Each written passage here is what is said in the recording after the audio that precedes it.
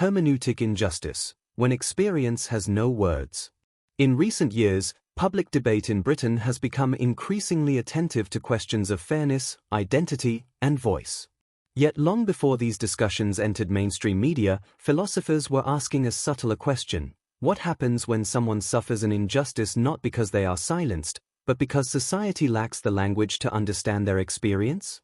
This is the problem of hermeneutic injustice. The term was developed and popularized by Miranda Fricker in her influential book Epistemic Injustice.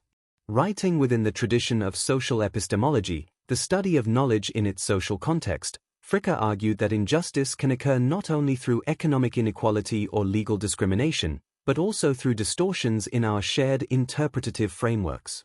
In simple terms, hermeneutic injustice arises when there is a gap in collective understanding that unfairly disadvantages certain groups. To grasp this idea, consider a historical example. Before the term sexual harassment entered common usage in the 1970s, many women struggled to describe persistent unwanted behavior in the workplace.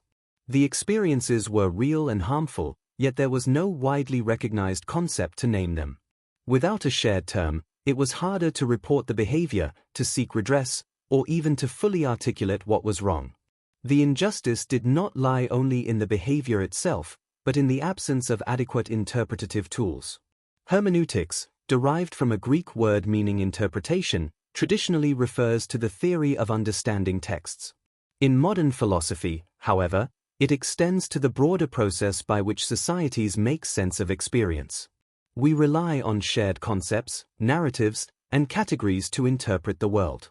When these resources are incomplete or biased, certain experiences can become unintelligible, not because they lack meaning, but because dominant cultural frameworks fail to capture them. Fricker distinguished hermeneutic injustice from another concept she termed testimonial injustice.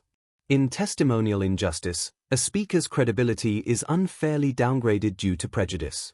For example, a witness may not be believed because of their race or social status. Hermeneutic injustice operates at a deeper level. It concerns structural gaps in understanding that prevent individuals from making sense of their own social reality.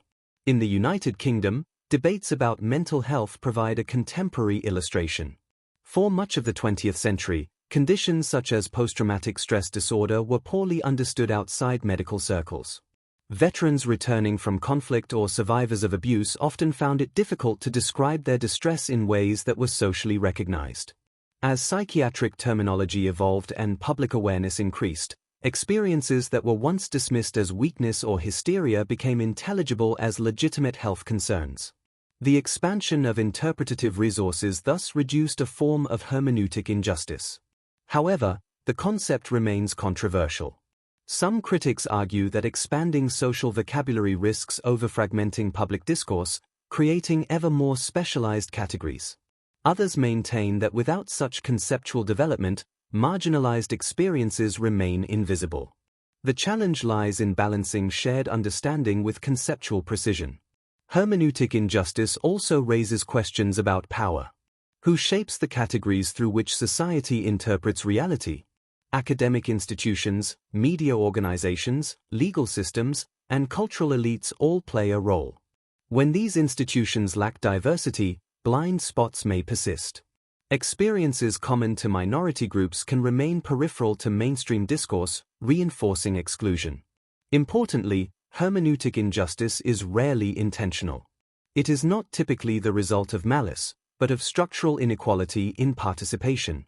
If certain groups are underrepresented in journalism, politics, or scholarship, the collective interpretative framework will reflect the perspectives of those who dominate these spaces.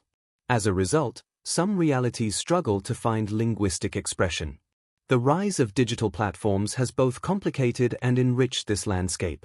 Social media allows communities to coin and disseminate new terms rapidly, accelerating the evolution of public vocabulary. At the same time, the proliferation of competing narratives can produce confusion or backlash. Nevertheless, the democratization of language creation has, in many cases, empowered individuals to articulate experiences that were previously marginalized. At its heart, hermeneutic injustice reminds us that language is not merely descriptive but constitutive. The words available to us shape how we understand ourselves and others. When interpretative gaps persist, individuals may experience a peculiar form of isolation. They suffer, yet lack the conceptual means to explain their suffering in socially recognized terms. In a society that prides itself on fairness and rational debate, this insight carries profound implications. Justice is not only about distributing resources or ensuring legal equality.